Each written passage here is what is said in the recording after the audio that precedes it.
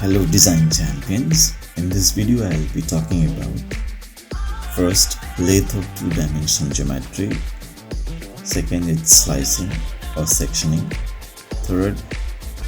This video is from LaureateDesignLab, School of Design, Art, Architecture, Planning, Consulting and Research. Hello design champions, in this video I'll be talking about first, lathe of two-dimensional geometry, second, it's slicing or sectioning, third, compositional power of slice geometry. First, lathing of two-dimensional geometry will be based on rotational symmetry and axis of rotation of the object.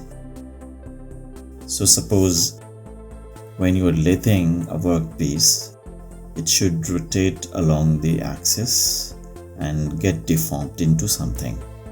Lathing is applied to the workpiece to create an object with symmetry about an axis of rotation. So this is how we can define it. Let's talk about now its slicing. So cross sections which we generally do in 3D geometry is slicing here. Slicing can be done of the 2D geometries as well. So 2D geometry first goes into lathing and then slicing can be done and composition can be formed. So the third thing is about compositional power of slice geometry. Geometric compositions covers a range of techniques, and these techniques can be positioned into the elements of design, or these techniques are the guide to positioning of the elements in the design.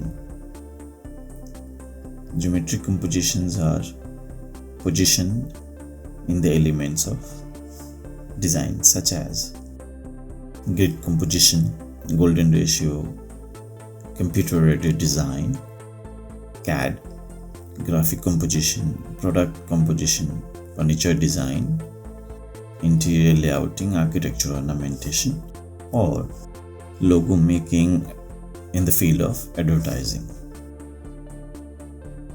Now, dependency on regular 3D geometry such as cube, cylinder, sphere and pyramid gives limited and repeated designs. But on the contrary, lathing 2D geometry provides mirroring, scaling, copying.